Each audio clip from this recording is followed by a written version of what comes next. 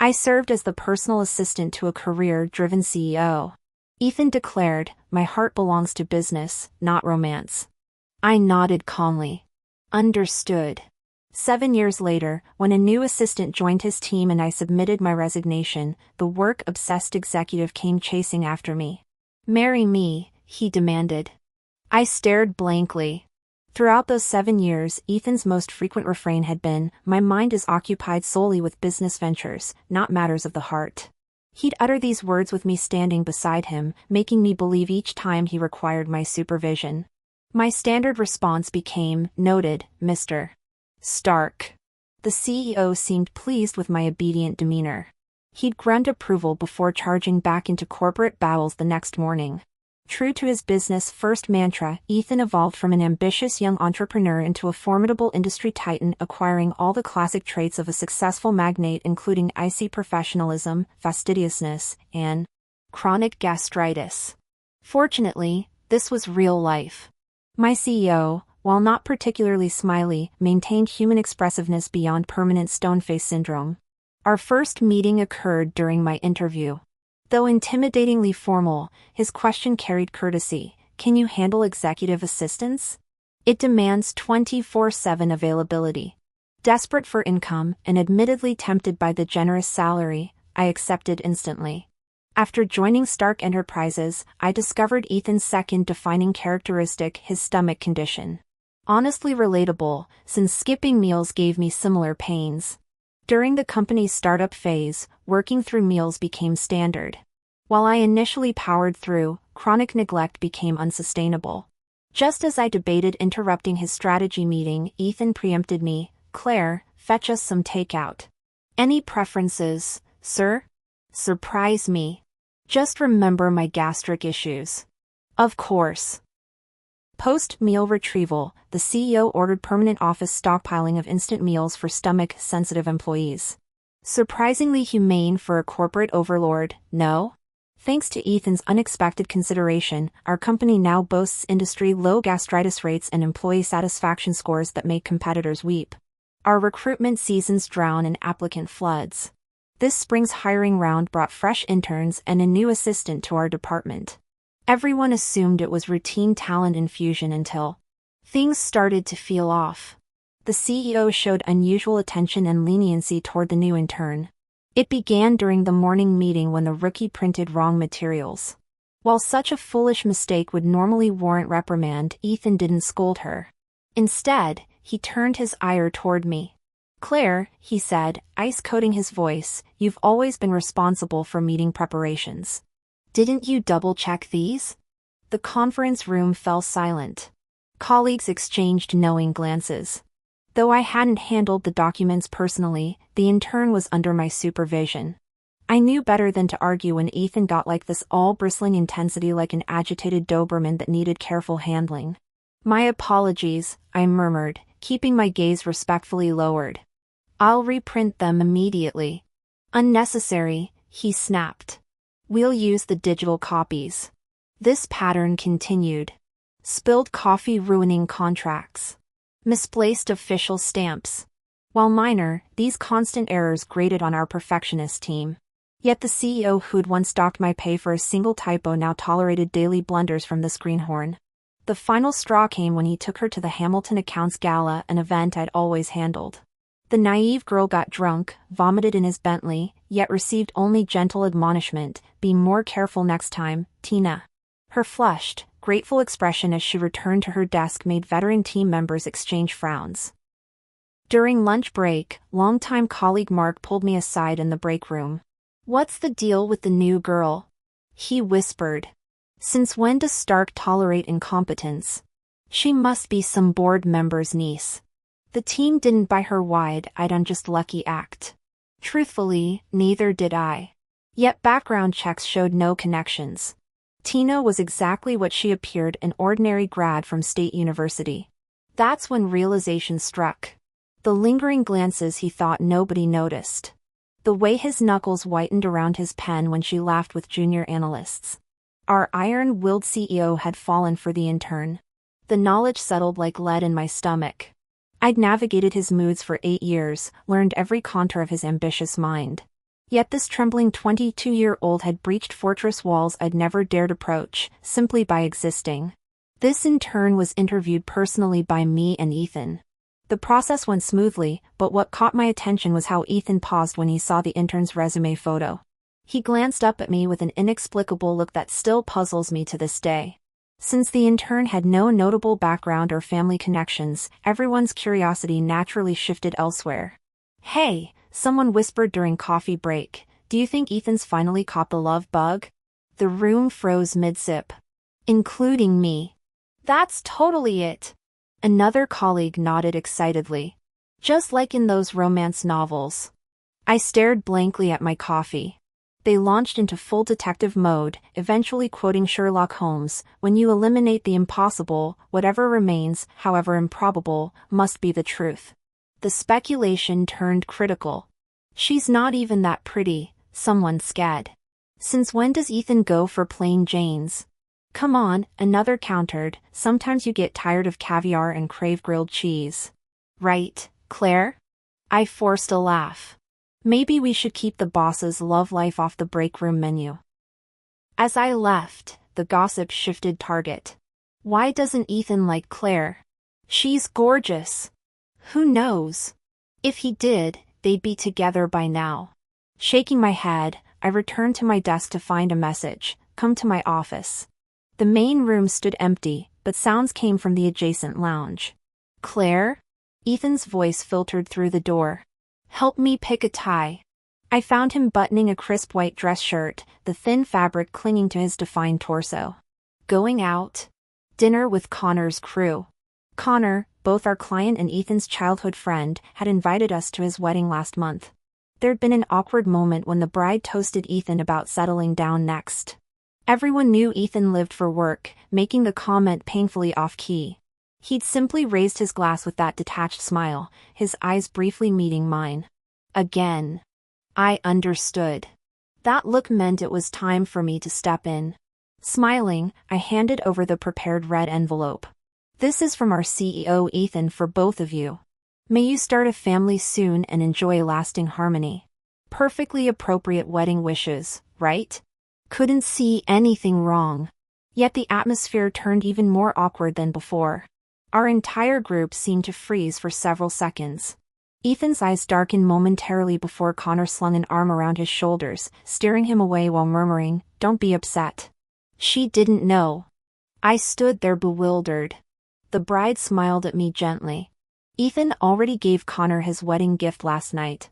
Typically, half the corporate gifts I attend banquets for company formalities. But Ethan and Connor shared an exceptional bond. Since Ethan had already given his personal gift, my company-sponsored envelope now made their relationship appear distant. I froze, instantly aware I'd committed a faux pas. What confused me more, if Ethan hadn't brought me as company representation, why include me at all? I dismissed the thought then, buried under spring recruitment chaos. Now hearing that familiar name from Ethan's lips brought it all back. Oh. Heat crept up my neck. I moved to select a tie, feigning composure. "Lower your head." Ethan stood a full head taller. Early in my tenure as his personal secretary, I'd needed to stand tiptoed during tie adjustments until that fateful stumble into his chest. Since then, he'd automatically dipped his chin. Neither of us found this unusual. Everyone knew me as the CEO's personal secretary. What they didn't know was how literal that personal designation had become. As I fastened the silk, his arms encircled my waist, pulling me flush against him. "Free tonight?" My eyelid twitched at the sudden proximity. "Don't you have plans with Connor?" "I can return early." We'd maintained this stance for 7 years, professional hierarchy by day, tangled sheets by night. The gossip in the break room today hit the nail on the head. I am indeed involved with Ethan. But not out of affection. It's simply mutually beneficial companionship between consenting adults. My key qualifications? Discretion, competence, and maintaining appropriate boundaries. Ethan keeps me close because I efficiently shield him from corporate vultures while excelling at my actual job. Our physical chemistry works. Our professional dynamic remains strictly hierarchical. Such arrangements aren't uncommon in corporate America. For years, we've maintained this flawless equilibrium. That's why his office behavior today caught me off guard. Ethan, we're on company time, I reminded him, adjusting his Armani tie with practiced efficiency. Ethan released his grip on my waist, that familiar smirk playing on his lips. Video call with my mother tonight, I explained, smoothing his collar. His non-committal hum told me he'd already moved on to reviewing third-quarter projections. Back at my desk, only the intern remained in the executive suite. Claire? Tina peered up through artfully curled lashes, clutching a financial report. The Stanford sophomore embodied her surname all dewy innocence in her theory blouse, every calculated hesitation screaming mentor me. I scanned her spreadsheet, recognizing 3 intentional errors designed to prolong our interaction. This looks adequate, I said after precisely 90 seconds. CC the secretarial department. Her Bambi eyes widened. You've worked here since the startup days, right? 7 years? When I nodded, she leaned forward, Chanel Chance perfume wafting between us. Then you must know Ethan really well? My manicured nail tapped the annotated annual report between us. Intern evaluations follow strict HR protocols. The CEO doesn't micromanage. These matters. By Friday, Tina's clumsiness had miraculously vanished. The secretarial pool cooed over her matcha lattes and thoughtful questions. I watched her laugh at Ethan's dry humor during the all-hands meeting, noting how her blouse gaped at precisely 22 degrees. The game was familiar, the players predictable. After all, Claire didn't become chief operating officer of Stark Industries by falling for cheap tricks. During one meeting, Tina White presented a financial report proposal with remarkable eloquence. Her poised confidence left the entire office astonished. Even Ethan glanced at her multiple times, concluding the presentation with a rare well-done high praise from someone notoriously demanding. The intern flushed with excitement, bowing deeply as she exclaimed, "Thank you, Mr. Stark." Ethan barely acknowledged her gratitude, striding back to his corner office without pause. The moment his door closed, secretaries swarmed around Tina's desk. "Never knew you had such skills. Impressive growth speed." They marveled. Blushing furiously, Tina chirped, "I owe it to everyone's guidance." I was so worried about my internship. "Relax," a colleague reassured, "if Ethan praised you, your position's secure." When Tina approached Claire about drink orders for their celebratory coffee run, the senior assistant declined with a polite smile. "Mr. Stark needs me."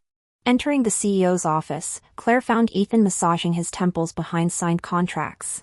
At his wordless gesture, she began kneading his temples with practiced ease. "Terminate the intern next week," he suddenly ordered. Claire's hands stilled.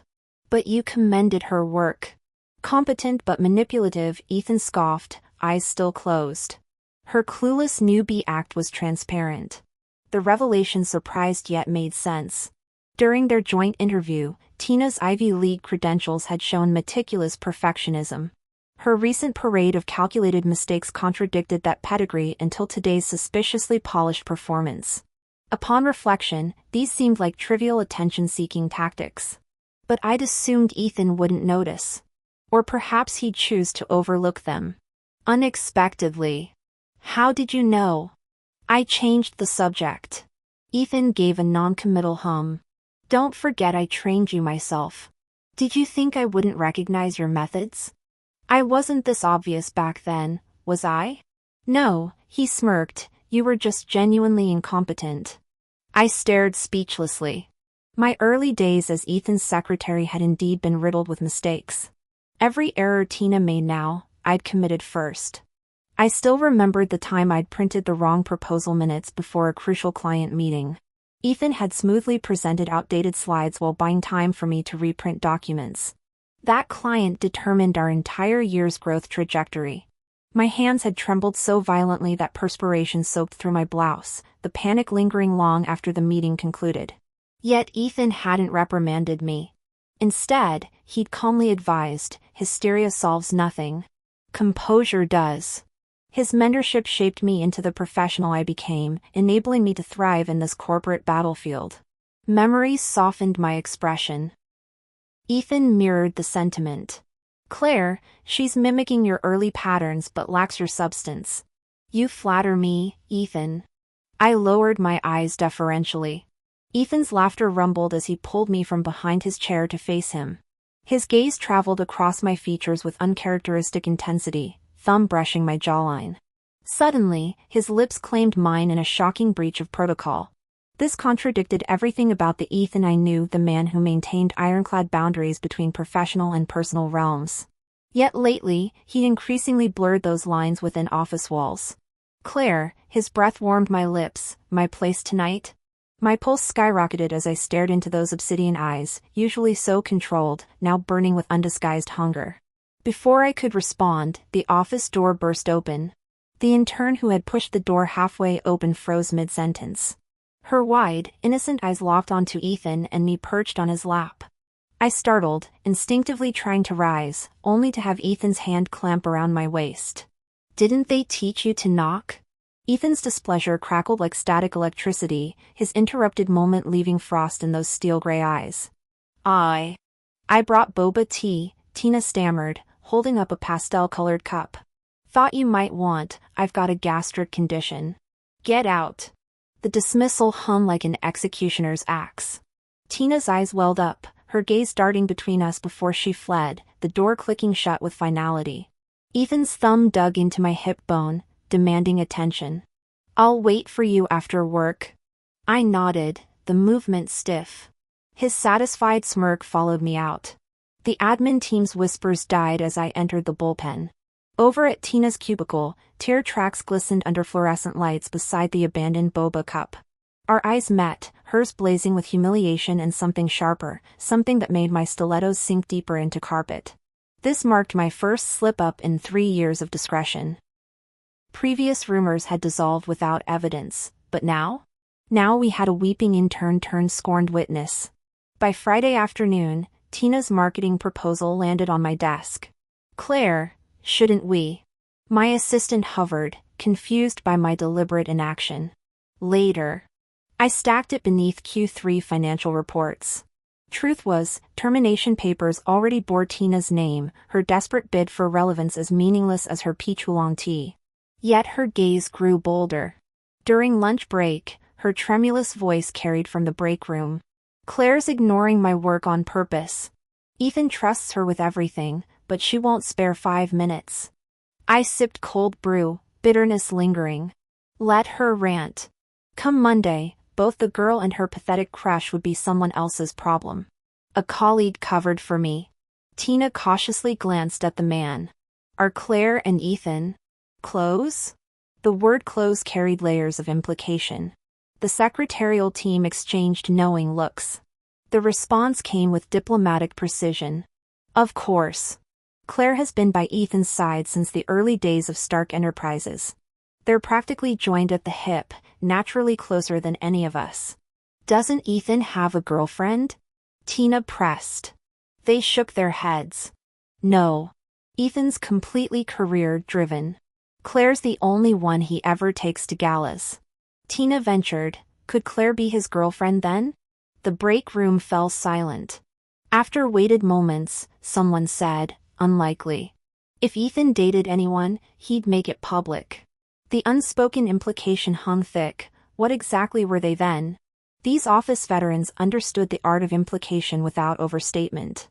I abandoned my coffee run to avoid disrupting their gossip. During afternoon hours, Tina paused by my workstation. That same loaded look resurfaced in her eyes. My brows furrowed as I finalized the intern termination notices with HR. 1 hour before clock out, dismissal emails hit designated interns' inboxes. The office suddenly echoed with shattering ceramic. All heads swiveled toward Tina's desk where she stood chalk-faced. "What's wrong? You okay, Tina?" She remained silent, then abruptly glared at me with resentment and fury. I maintained neutral confusion. Later, Ethan waited at the corporate garage. During our drive, I casually mentioned, "The new intern seems to have issues with me." "Which one?" He navigated the steering wheel. After deliberate pause, I answered, "Tina." His response held casual dismissal. "Ignore her. You move in different orbits." Though Ethan's brand of comfort often lacked polish, his deadpan delivery amused me. I hummed acknowledgement, leaning back as city lights streaked past. Weekend plans? He inquired. Depends on your schedule, doesn't it? I countered. Ethan said, no plans. Come to my place this weekend. The words rolled off his tongue too easily. Something felt off, but I couldn't pinpoint it immediately. It wasn't until he wrapped his arm around me in bed that night that realization struck. That casual assumption. It felt like we were dating. The thought jolted me awake. I carefully turned to study Ethan's sleeping face, the same features I'd seen daily for 7 years, though the sharp edges of his youth had softened into composed maturity. He'd been in his 20s when starting his company, stubbornly refusing family resources. I still remember us running around in sweltering summer heat until we both tanned 3 shades darker. Not that Ethan showed mercy, his work ethic bordered on sadistic. We'd have sued him for labor abuse if not for the generous paychecks. The night they secured first-round funding, I stayed sober to manage the drunken celebration. When the last colleague left, I found Ethan sprawled across the conference table. Mr. Stark? His dark eyes glittered with triumph when they focused on me. Claire. We made it.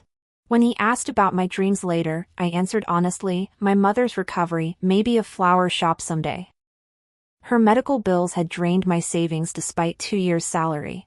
Everyone at the office knew this. Did the typical CEO promise to fix everything? Not ours. Dragging me to floor-to-ceiling windows, he slurred, see that district? It'll all be ours. I'll give you an entire building. Years later, both our dreams materialized. Mom recovered.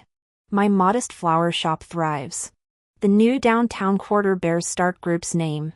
Though that promised building never materialized, typical capitalist pipe dreams.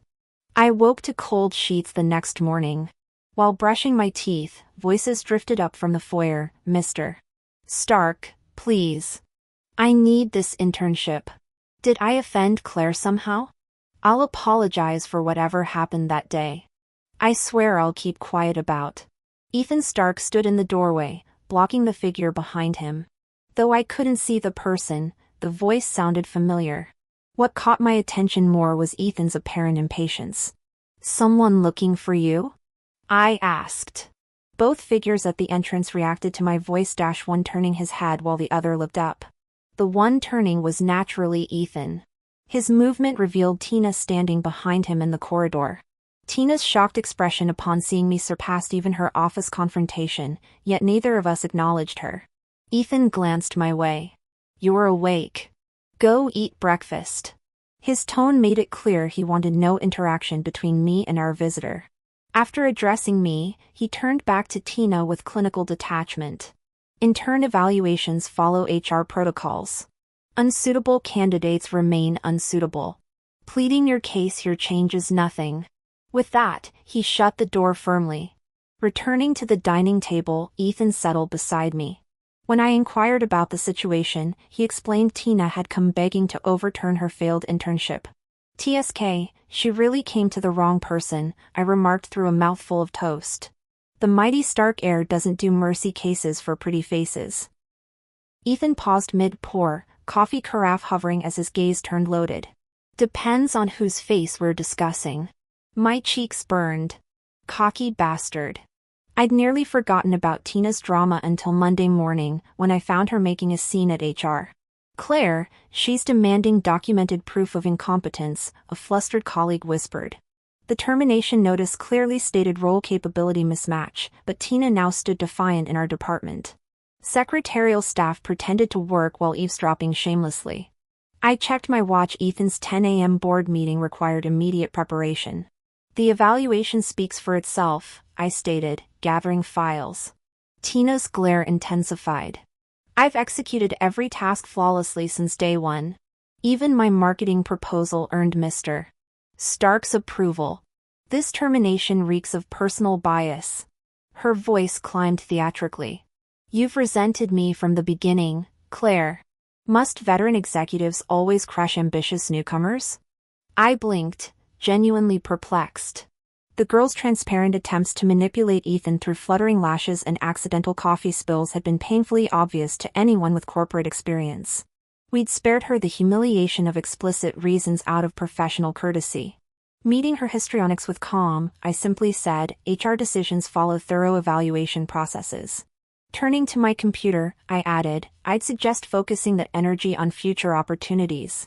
The keys clicked decisively as I pulled up Ethan's presentation, the unspoken dismissal hanging heavier than any HR memo.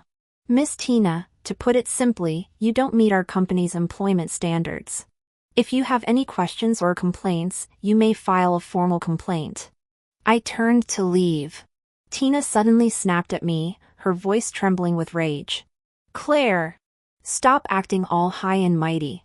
You're clearly retaliating against me because I caught you with Ethan. Oh damn. The office froze for a heartbeat. Every pair of eyes widened with the thrill of juicy gossip. I faced Tina directly. She glared at me sideways. That morning when I went to see Ethan, you were in his house.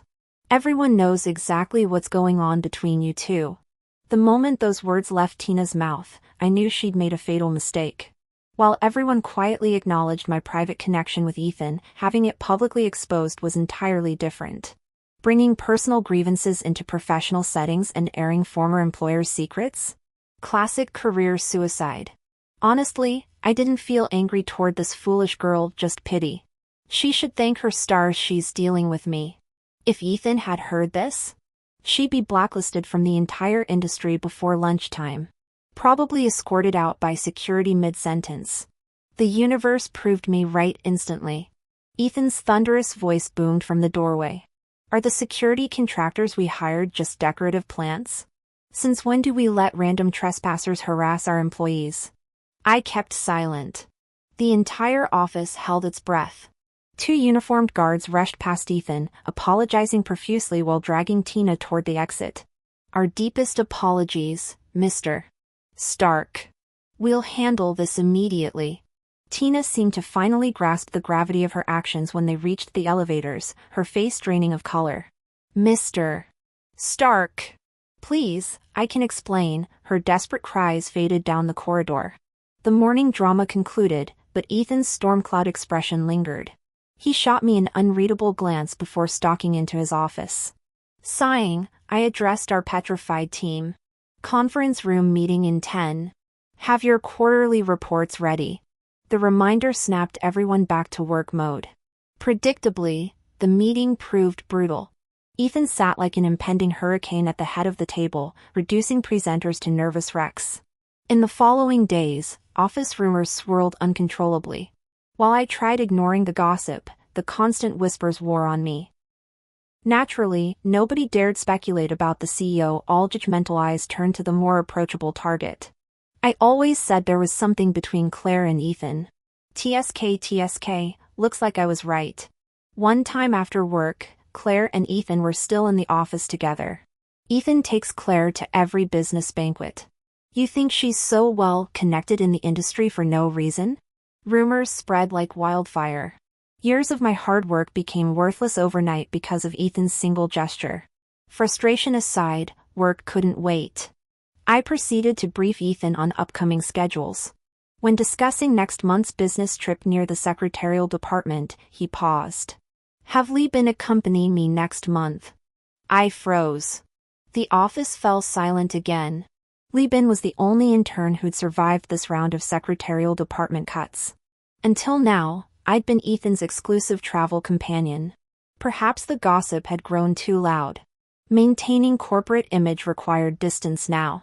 Understood. I'll forward the itinerary to Lee Bin immediately.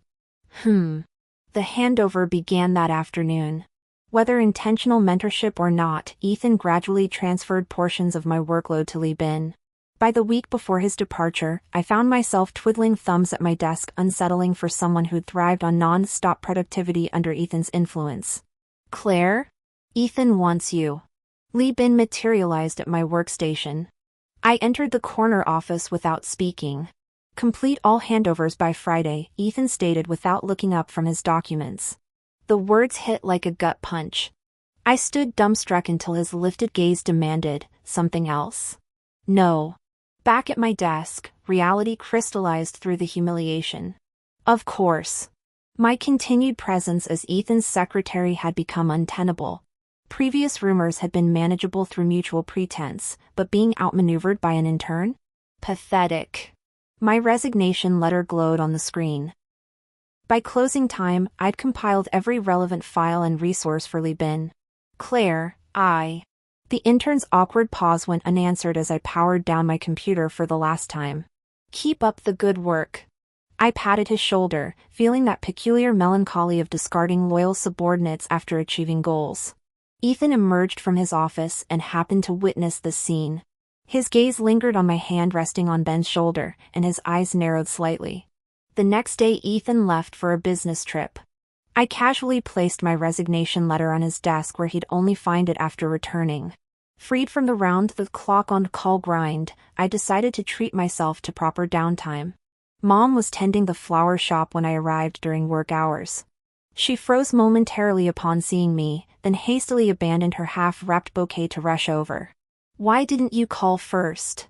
she chided, pulling me inside.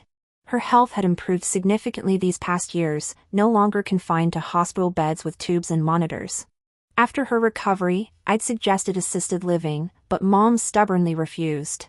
When checkups confirmed her stable condition, I opened this florist shop during slower work periods for her to manage. "You never visit anymore," she complained, though we lived in the same city.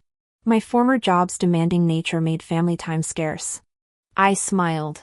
"Now I can spend every day with you." Understanding dawned on her face as I explained quitting. "Good," she simply said. "You've worked too hard. We'll enjoy this mother-daughter time." 2 weeks passed in the shop's tranquil rhythm, trimming stems during lulls, arranging bouquets for orders. Gradually I grew fond of this slow-paced life filled with family warmth until that afternoon when Ethan's call came. "Where are you?" His voice felt strangely nostalgic. Checking the calendar, I realized a fortnight had flown. At Mom's florist. His familiar tone almost made me think I still worked for him. "Florist?" Confusion colored his voice before he demanded the address and hung up.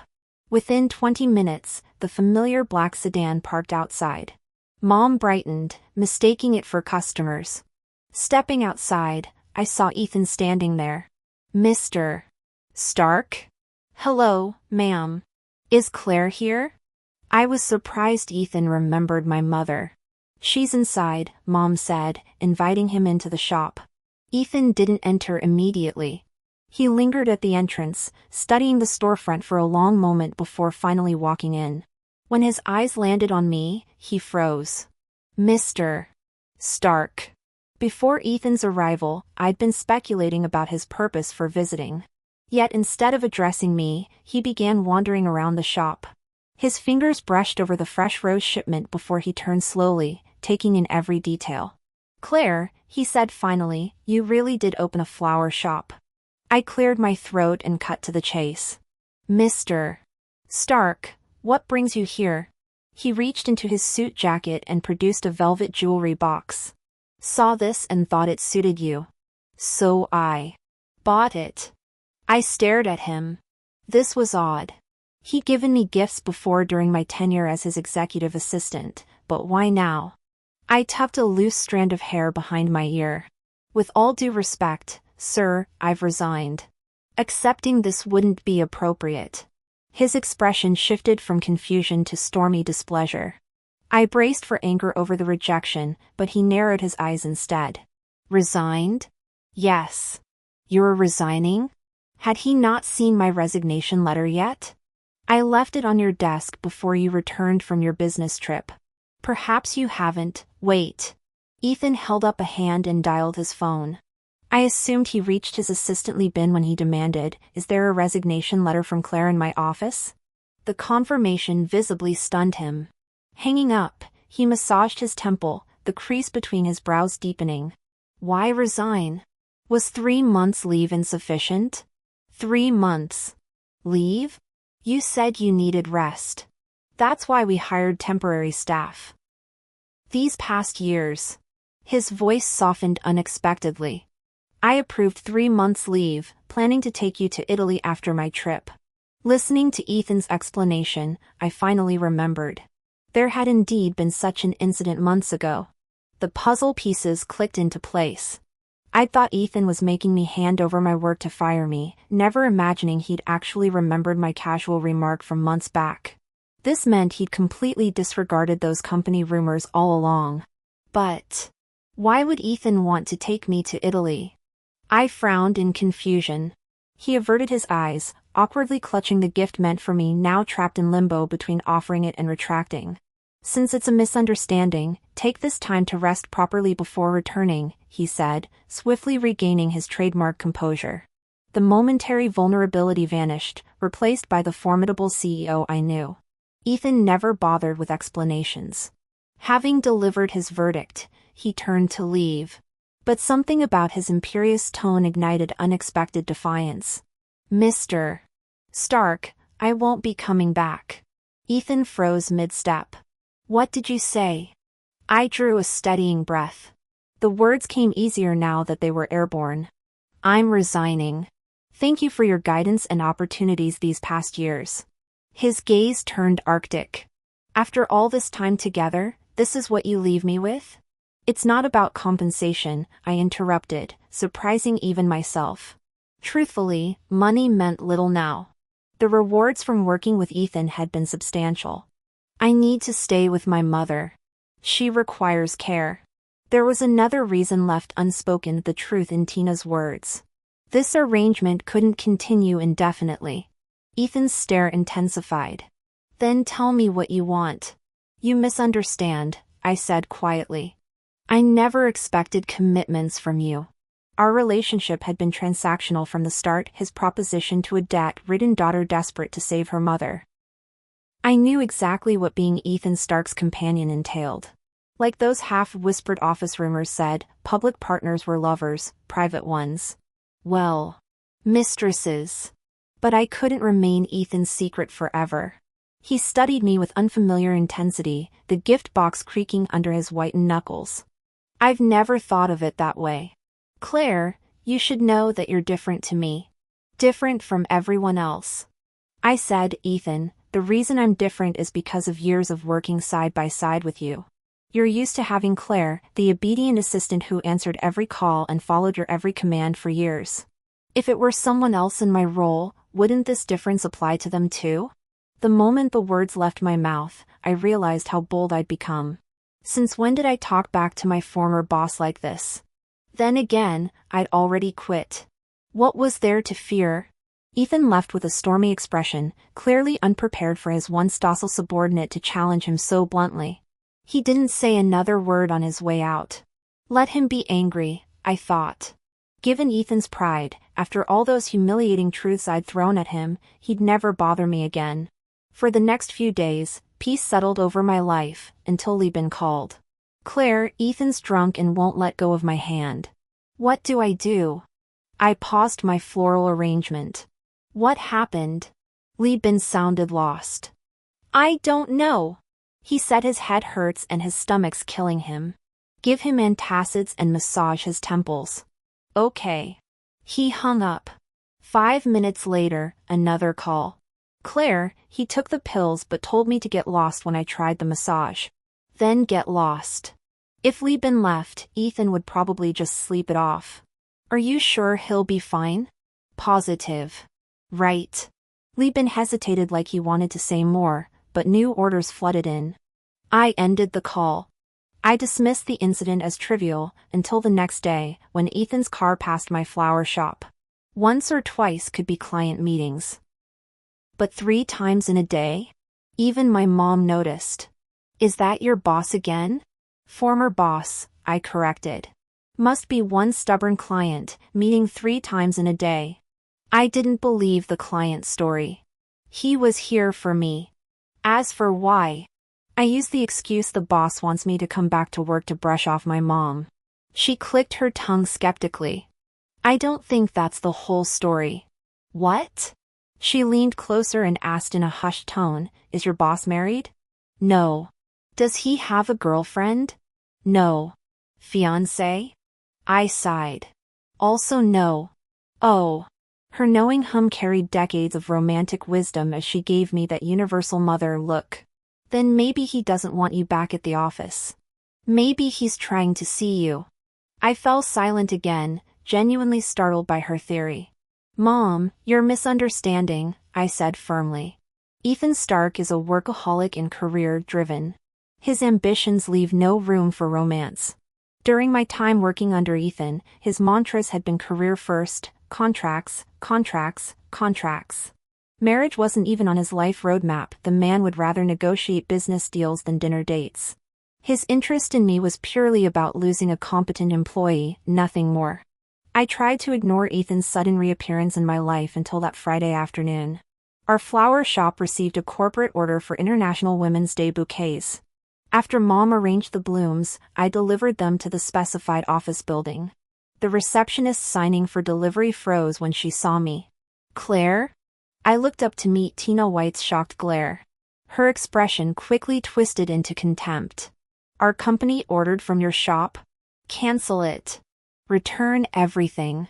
The delivery coordinator paused mid-signature. Is there a problem? Tina strode forward, raking me with a disdainful once-over. This is the woman I told you about, the one who slept her way into special treatment at my last job. I won't have our break room stinking of her cheap flowers. Her venomous words carried across the entire floor. Tina, stop lying. I snapped. Or what? Did your sugar daddy finally fire you? Everyone knew about you and Ethan Stark's little arrangement. The slap echoed before I registered moving. Watch your mouth. I flexed my stinging palm, icy fury replacing my usual calm. Tina clutched her swollen cheek, disbelief morphing into outrage. You hit me? Since when do I need a reason to hit you? Tina snarled, eyes blazing as she lunged at my face. I raised my arm to block her when strong fingers closed around my wrist, pulling me back. Care to explain this mess? Ethan? What was he doing here? Not just Ethan. Connor stood beside him, someone addressing him as boss. I knew that face. Connor. Ethan's childhood friend and business partner. Connor's eyebrows shot up when he saw me. Well, Claire. Long time no see. You've grown quite the temper, haven't you? I clenched my jaw. Ethan's gaze locked onto Tina. Weren't you the intern who failed her probation period last quarter? Before she could respond, he turned to Connor with a scowl. Does your HR department employ blind recruiters now? Connor's retort died in his throat. Ethan's frosty stare swept across Tina's flushed cheek where my palm had connected. Repeat your earlier statement. What exactly is going on between Claire and me? Tina paled. Ethan continued, voice dropping dangerously low. We never addressed your trespassing at corporate headquarters or the illegal acquisition of my residential address. Now you're spreading defamatory rumors? Shall my legal team contact you directly? And no, Mr. Stark. Apologize. Now. The girl shot me a venomous glare before muttering insincere regrets. I turned away, unwilling to entertain her theatrics. What should have been simple flower delivery drama escalated when Tina maliciously involved my mother. Now I found myself sprinting down hospital corridors, shoes squeaking against linoleum as nurses wheeled Mom into emergency care. Collapsing onto a waiting room bench, I stared at my trembling hands. The helplessness transported me back to my graduation year's darkest days. Stay calm. Stay calm, I whispered Ethan's mantra through chattering teeth. Claire! My head snapped up to see Ethan striding toward me, trench coat billowing behind him. Your mother's condition? Still in resuscitation. His warm hands enveloped my frozen fingers before I realized how cold I'd become. Why are you here? I croaked. He didn't release my hand, thumb brushing circles over my knuckles. Connor's cousin works at this hospital. When I heard your name in the ER log, his jaw tightened. You should have called me. Connor Green accompanied his wife to her prenatal checkup and saw you, Ethan said, comforting me. He'd sat with me in the waiting area for over an hour. The prolonged anticipation felt excruciating, perhaps amplified by the hospital's sterile quietness. Breaking the silence, I confessed, Ethan, I haven't felt this kind of dread in years. His gaze shifted toward me as I stared at the blank white wall. My father died young. Mom raised me alone. During my senior year of college. My voice caught. The car accident left her in ICU for a week. We drained every penny for medical bills. Memories flooded back, job rejections, predatory business cards shoved into my pockets instead of employment offers. The day I interviewed at your company 7 years ago? The hospital was hounding me for payments. My fingers twisted in my lap. I carried those cards in my pocket as backup. Had you rejected me, I'd have called those numbers. Ethan's expression darkened with realization. I knew. I overheard your phone conversation that day. My head snapped toward him. You weren't on my shortlist initially, he admitted. Your heavy makeup clashed with the resume photo's simplicity.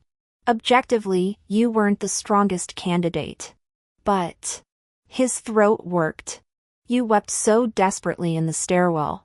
Why then? Claire. His obsidian eyes held mine. Have you ever cultivated a tree? True ownership begins with selecting the sapling, nurturing its growth. You perceive yourself as my mistress, yet I've personally shaped you into the executive who outmaneuvers seasoned negotiators. Where's that formidable woman now? If I wanted a disposable plaything, why invest years mentoring you? His words struck like physical blows. Your mother's collapse changes nothing. Our relationship has always been between equals. Your achievements stem solely from your own capability. But the gifts. Breakfasts. Bringing me home. I stammered, heat rising to my cheeks. Ethan sighed. Claire, professionally you're my most valued partner. Personally. His long lashes dipped. Can't you see I've been courting you? This isn't mere familiarity or convenience. You're irreplaceable. My breath hitched. You mean actual feelings? When I failed to respond, he continued quietly, the fault is mine for not conveying my intentions clearly, allowing misunderstandings to distress you. For that, I apologize. While awaiting mother's consciousness, I initiated an investigation. The floral delivery she'd received that morning contained an anonymous letter from Tina, photographs of Ethan and me at various events, accompanied by vicious claims that my resignation stemmed from an illicit affair. My mom fainted on the spot due to pre-existing conditions aggravated by the stress. I went straight to Tina and filed a police report. I'd always wondered why this fired intern harbored such malice toward me despite our limited interactions. Tina ranted about Ethan during the interrogation. This is all your fault. Ethan was the one who hired me. He showed me special treatment until you ruined everything. As she listed examples of Ethan's supposed favoritism, overlooking her rookie mistakes, taking her to business banquets, personally driving her home after she vomited in his car, my disbelief grew. Let me clarify, I cut in. He tolerated your errors because you were new, not because of any special treatment. The banquet invitation? I suggested bringing you since you shared alumni connections with the client. And that car incident? My lips twisted. The three of us had to haul your drunk ass home while Ethan vowed never to touch that vomit-stained Mercedes again. The man has germophobia, he rode shotgun in my Honda that night. With each revelation, Tina's face paled. Your termination was Ethan's decision, I delivered the final blow. Did you really think we wouldn't notice your little schemes? After prolonged silence, Tina spat, you're just flaunting your relationship with Ethan. Think you're so special? I stared blankly as officers led her away, now facing both unemployment and criminal charges. When my mom regained consciousness, she pointedly avoided discussing Ethan. During discharge paperwork, Ethan materialized as usual, directing staff to handle medications while shadowing me through the hospital corridors. I'll call an Uber, I suggested while helping Mom into the parking lot. My SUV has better accessibility features, Ethan countered smoothly, opening the passenger door with infuriating courtesy. To my shock, Mom accepted the ride. Back home, I kept shooing Ethan toward the driveway until he finally pinned me with that intense gaze. We need to talk, he murmured, voice laced with unresolved tension. But in the end, I held back. When I returned home, my mother suddenly called out to me. You and your boss. She finally brought it up. The day I'd been dreading had arrived. I took a deep breath. He's been pursuing me. Truthfully, I hadn't responded to Ethan's feelings that day. My mind was complete chaos, unable to process this emotional shift. Yet facing my mother's questioning now, I found unexpected calmness. Did he succeed? I shook my head. Mom asked, Claire, how do you really feel about him? Mom, our relationship. It's complicated. I know. My smile felt strained. She gestured me closer, and I settled beside her on the couch. Actually, when I was hospitalized after the car accident years ago, your boss came to see me. What? Her gentle smile held secrets. You were so young then, working multiple jobs to pay my medical bills while still hiring caregivers. Hospitals breed gossip. I heard cruel whispers about us being charity cases. That's when Mr. Stark appeared. He told me how diligently you worked, how you exceeded all performance metrics. Said you deserved every penny of your salary, that the company had excellent healthcare benefits. Told me to focus on recovery without financial worries. My breath caught as I stared at her. He didn't visit often, but each time he'd share work stories about you. Once he arrived early, sat peeling apples in silence, hands trembling slightly. When I asked what troubled him, he finally confessed after long minutes, Mrs. Carter, I intend to court your daughter. My pulse roared in my ears. When was this? Years ago, before my full recovery. Claire, I'm not advocating for him. Whether you choose to be with him or not, I trust your judgment. I only want your happiness. After Mom regained her health, I resigned from Ethan's company. Not because of office rumors or Ethan himself. For Mom. During her illness, I'd sacrificed too many moments chasing career stability. Now I wanted time with her. Ethan, I've spent years orbiting your world. Now I need to chart my own course. He respected my decision. I poured myself into the floral business. Those years as Ethan's executive secretary proved invaluable. The negotiation skills and client connections helped rapidly expand my boutique. Within 5 years, 3 new locations bloomed across the city. Our paths still crossed frequently. He'd visit my shops, never lingering, simply ordering roses to brighten the office. He championed my entrepreneurial spirit while maintaining his corporate empire. We moved in separate orbits now, yet found mutual respect in our individual pursuits. When I finally considered opening a location near Stark Enterprises headquarters, the property manager revealed unexpected news during lease negotiations. Ms. Carter, records show this building's been under your ownership since 2018. My name is Lee Bin, the new secretary of Ethan. I took up this position 3 years ago.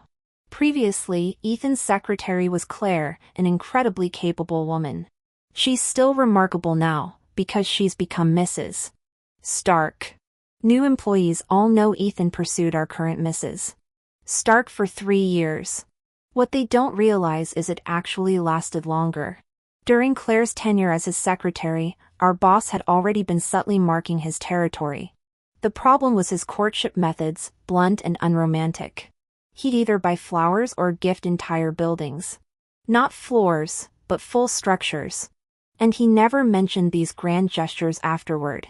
How could Claire not notice her bank balance skyrocketing? The flowers weren't even for her. He'd purchased bouquets from her own shops to give others, after she resigned to start her floral business. Yes, that popular flower shop downstairs? Hers. Ethan became her best client, ordering arrangements for Women's Day, Children's Day, Dragon Boat Festival, client birthdays, even celebrating new janitorial hires, any excuse to boost her sales. People used to call Ethan a workaholic, a label ironically spread by Claire herself during her secretary days. He'd constantly repeat that phrase in her presence. Everything changed after we visited Connor, who cradled his baby while taunting, TSK, a man who can't communicate deserves eternal loneliness. Ethan grumbled, can't she tell I'm the Sundra type? Truth was, he excelled at hiding emotions. The only person who could decipher 80% of his thoughts had left the company. But lately, he's transformed. The man who never explained himself now speaks openly. His obsession shifted from spreadsheets to romance. When asked why, he'll smirk, what's the point of making fortunes if there's no one special to spend it on? Damn right, that someone being Claire. I witnessed their entire journey. She worked 7 years as his secretary before suddenly taking a 3-month leave that became permanent resignation. Her absence broke his rhythm. He'd spend days staring at her social media updates. "These orders are overwhelming her," he'd mutter, scrolling through floral arrangement posts. "Should we send backup staff? Opening another store? Does she really have that many flowers to deliver? Whatever, she can do whatever she wants. It wouldn't hurt to have florist shops all over the world." These were Ethan Stark's occasional musings while scrolling through social media. After all, he had an entire company to support. He couldn't abandon work whenever he pleased or live like some love-struck fool obsessed with romance. This was his only outlet. Eventually, Claire opened a flower shop beneath our office building. Every hour like clockwork, Ethan would disappear downstairs. He'd return empty-handed, yet with petals mysteriously clinging to his suit. One late morning when Ethan strolled in at 10 a.m., his first announcement silenced the office. "Everyone gets to leave 2 hours early today." Cheers erupted instantly. Having worked as his assistant for 3 years, I'd mastered reading subtle cues. This sudden employee benefit felt suspicious. "Sir," I ventured, "any special occasion?" "Oh, nothing much," he replied, lips twitching. "Just got married." How he managed to sound so nonchalant while clearly bursting with pride, I'll never know. We didn't disappoint him though. The office exploded with rowdy congratulations. Ethan nodded primly before retreating to his sanctuary. He remained holed up in his office all day. When I entered later, he was glaring at his phone. "Why isn't she replying?" he muttered. "Is this how women act after getting what they want?" "Ahem, Mr. Stark?" He glanced up sharply. "Yes? Should we order flowers today? Any employee birthdays?" He countered. "None," I admitted. "But the shop downstairs is having a 50% off sale." Claire posted, "Celebrating good fortune, all blooms half price." I showed him her social media update. Ethan squinted, then blinked rapidly. A smug grin flickered across his face before he schooled his features. Seizing the opportunity, I pressed, "Such a steal deserves attention." "Rare opportunity, really." You're right. Buy everyone a bouquet." "Certainly." That afternoon, employees left early clutching roses and lilies. As Ethan exited, compliments rained down like confetti. Our stoic boss nodded with practiced modesty. Yet when we spilled onto the sidewalk, we found him spinning a laughing woman in circles. "Sweetheart, you came to pick me up?" I coughed pointedly, leading the chorus of "Hello, Claire." Whether she appreciated the attention remained unclear. But judging by Ethan's radiant expression, my next raise seemed practically guaranteed. Thank you all for the company. Your support fuels my passion for sharing these sweet romance stories.